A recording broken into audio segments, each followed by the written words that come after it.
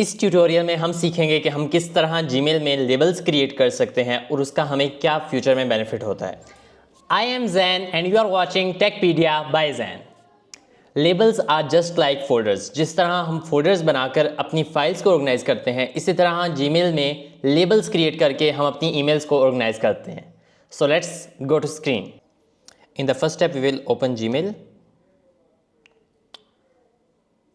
Okay, then labels create करने के हमारे पास दो मेथड हैं। फर्स्ट ऑफ ऑल आप ऐसा करें कि आप राइट कॉर्नर पे सेटिंग्स पर जाएंगे, then we will click on see all settings.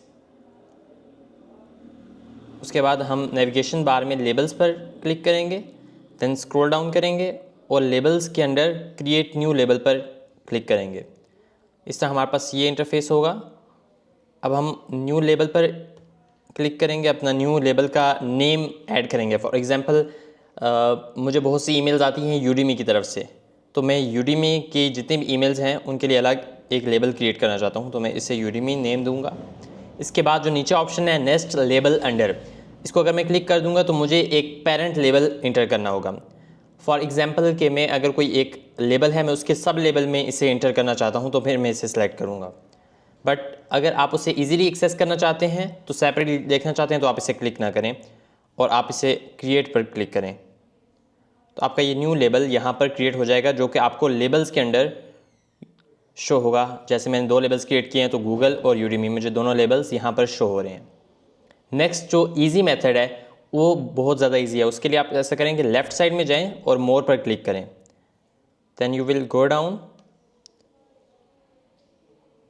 And click on create new label. इस पर भी आप क्लिक करके क्रिएट कर सकते हैं। और नेक्स्ट एक और मेथड भी है कि आप इन लेबल्स के बिल्कुल फ्रंट पर जो प्लस का बटन है इस पर क्लिक करें, तो तब भी आप न्यू लेबल क्रिएट कर सकते हैं। सो दीज आर 3 मेथड्स, आप किसी भी तरीके से लेबल क्रिएट कर सकते हैं। नाउ वी विल डिस्कस के इसका बेनिफिट हमें क्या होगा। सो मैं इनबॉक्स में जाऊंगा और मैं इस ईमेल को क्लिक करता हूं। फॉर एग्जांपल मैं चाहता हूं कि इस ईमेल एड्रेस से जो मुझे जितनी भी ईमेल्स आएँ वो यूडीमी लेबल के अंडर चली जाएँ। तो मैं first of all navigation bar में जाऊंगा और लेबल्स पर क्लिक करूंगा। Here I will click on Udemy, then apply. Then you can see कि मेरी ये ईमेल यूडीमी लेबल के अंदर आ गई है। अब सेम मैं चाहता हूँ कि इस ईमेल एड्रेस से आई हुई जितनी भी ईमेल्स हैं वो सारी यूडीमी के अंदर आ जाएं, तो मैं इसके ऊपर राइट क्लिक करूँगा और सेकंड लास्ट ऑप्शन पर क्लिक करूँगा, find emails from Udemy instructor TJ Volker. तो इस तरह सारी ईमेल्स जो इस ईमेल एड्रेस से मुझे आई हैं वो सिलेक्ट हो जाएंगी।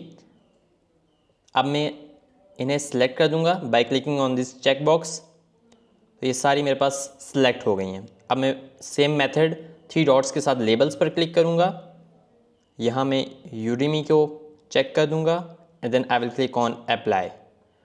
तो मेरी जितनी भी emails from this email address आई हैं ऑलरेडी, वो यूडीमी लेबल के अंडर मुझे मिल जाएंगी। You can check this, it is so simple. Now there is a thing कि अगर मैं चाहता हूँ कि इन फ्यूचर भी जितनी भी ईमेल्स मुझे इस ईमेल एड्रेस से आएँ वो मेरी इस लेबल के अंदर आ जाएं, तो उसके लिए मुझे एक और सेटिंग करनी है। उसके लिए मैं इस ईमेल पर क्लिक करूँगा and I will copy their email address,